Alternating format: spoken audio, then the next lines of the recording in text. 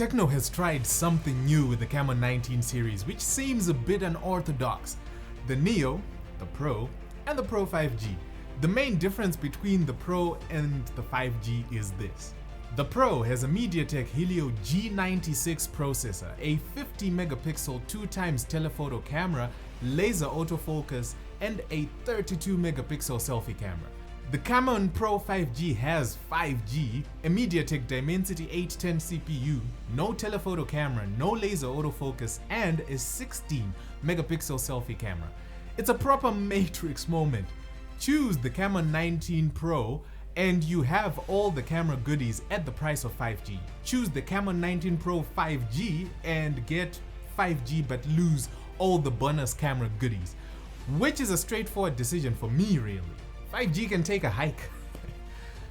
But until we get the Camon 19 Pro in the studio, we can, for now, push buttons on the shiny new Tecno Camon 19 Pro 5G. It seems like we're going full circle on smartphone design. The Camon 19 5G has a flat front and back as well as the sides. You can actually get it to stand on any of its four sides on a flat surface with no problems. The whole body is made of plastic, which will not have that premium feel that you may be used to if you, let's say, used a Camon 18 Premier, but it does look really nice. That aside, it's what I would call weather friendly. It's not as cold to the touch as the more premium metal and glass devices. It also means the back will be more resilient to cracks and shattering if it so happens to violently come into contact with a hard surface. The finish on the back is a satin-like texture, which does a decent job with fingerprints and scratches. There are two large camera circles on the back. The top one houses the main 64 megapixel sensor and the bottom one is the usual dummy camera situation. I thought we talked about this, Tecno. Anyways, next to the big camera rings is a very bright quad LED flash with Tecno Camon OIS 5G etched on the back below these camera rings. On the right edge you have the volume buttons as well as the power button with a fingerprint scanner embedded in it, which I personally think makes more sense than an in-display or a rear-mounted scanner. Think about it. More often than not, you want to unlock your smartphone when you press the power button. It's logical. The left edge has the SIM and SD card slot combination, supporting 2 nano SIMs and an SD card all in one. And on the bottom edge is where you get the headphone jack, the primary microphone, the USB-C port, and the main speaker. The front of the display is nice and flat with a punch hole for the 16 megapixel selfie camera. No LED selfie flash on this one. One thing I noticed for sure is how much smaller the side and top bezel has gotten. Good job on that one. It looks very good, and the display itself is a 6.8-inch Full HD Plus IPS LCD supporting up to 120Hz refresh rate. If I am to ignore the dummy cameras, I actually love the design of the Camon 19 Pro 5G. It's clean, it's elegant, it's not trying too hard. The Camon 19 5G is running on Android 12 with iOS 8.6 on top, and the guys at Tecno are always bringing some new bits in with every new iteration. When running an app that uses the camera or the microphone, you will get a little green dot on the extreme top right to make you aware. If you're not sure whether it's the camera or the microphone that is being used, you can scroll down the notification tray and the green dot will turn into either a microphone icon or a camera icon. And if you have no idea which app is using the camera or the microphone, you can just tap on the same icon, which then will give you a pop-up of the app that is using the hardware bits on your phone. Some useful stuff right there.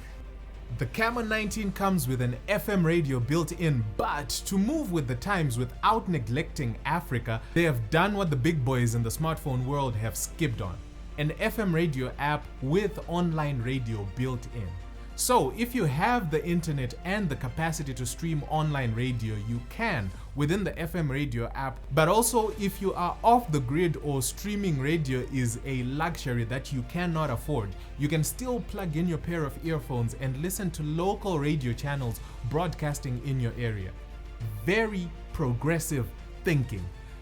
There is also MOL, which is a translation assistant. Yes, I know we have Google Assistant, but what is interesting for me is how this one works. It allows you to type something in your language, then translate it to another language and then send it without jumping between two apps. It works right there in the text field of whatever chat app you're using.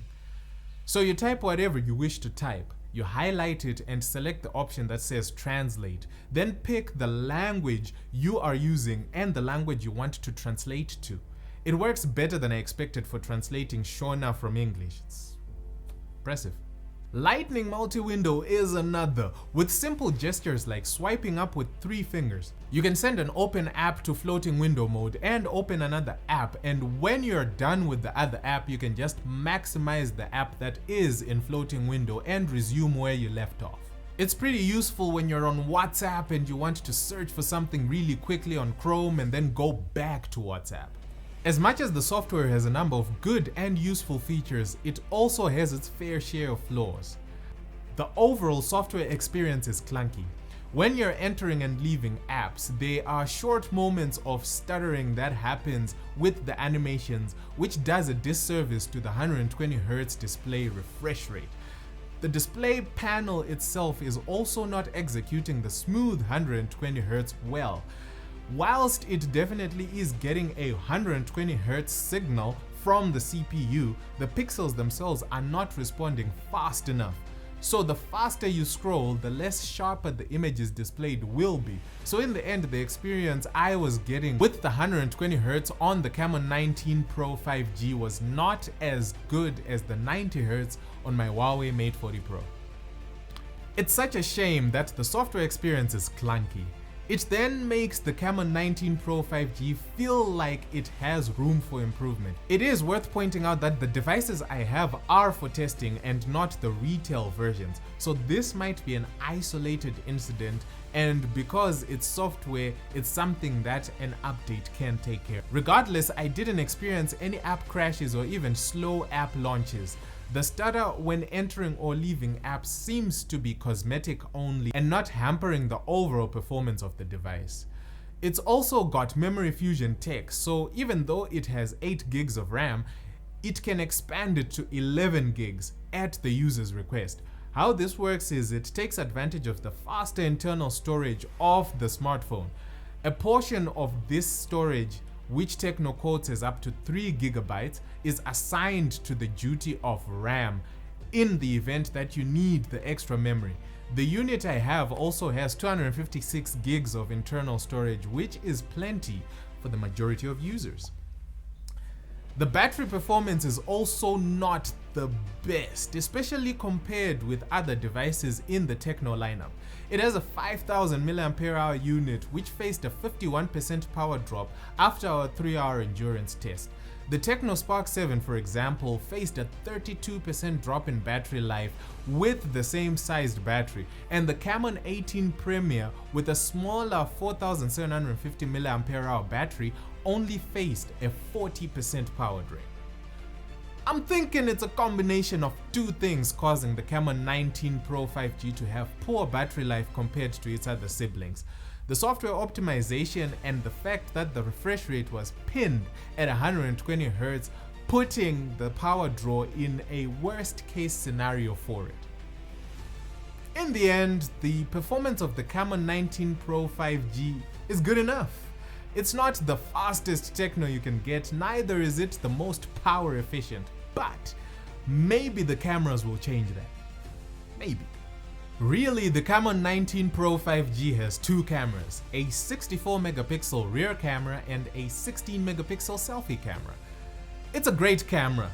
Dynamic range is nice and balanced, and you get some good background blur when going up close with subjects thanks to the sheer size of the main sensor. It's big. There is a 64 megapixel mode if you want to use the full pixel count of the sensor. By default, it sticks to 16 megapixels with pixel binning, which allows it to take photos with better detail. The AI mode pretty much improves the vibrance in photos. It's not a blanket filter over the whole photo, but it tries to detect elements in the scene that you're taking and then enhances part of it. The results are quite impressive. The Camon 19 Pro 5G will take some very good looking and clean photos. As for videos, you can take up to 2K or Quad HD clips with added optical image stabilization, where the camera sensor moves around to compensate for the shake in your hand and produce a smoother video experience. The good thing about it is that there is no cropping into the sensor when stabilizing video, as is the case with electronic image stabilization, so videos are sharper with more detail. It's pretty good. You won't be getting the flagship experience like the Phantom X, but it's still a pretty good camera. It can do the job. In low light, you start to see some graining in both photos and videos. It's got a night mode to take better shots in challenging environments, but it does not do a good job. I think they could have done without this feature. It's still a great camera even without it. The Tecno Camon 19 Pro 5G is a tough one to place. It's costing $390 which is a bit on the expensive side when it comes to the Tecno Camon series. On paper, it's got some specs to sort of justify the price. I mean, it's good looking, it's got a 120Hz display, 8 gigs of RAM that can be expanded to 11 gigs, and 256 gigs of internal storage that you can also expand to 512 via an SD card. Even the software has some really useful bits in it suited for Africa, and even some that the established players are not really bothering with, regardless of them being quite useful. Sadly, on the Camon 19 Pro 5G, it seems its biggest strength is also its biggest weakness. Full disclosure though, this device is a test unit, so it might not be running retail firmware, so software optimization issues dragging it down might not exist in retail versions. These optimization issues affected two major parts of my experience with the Camon 19 Pro 5G. Battery life and smooth user experience when getting in and out of apps and navigating certain UI elements.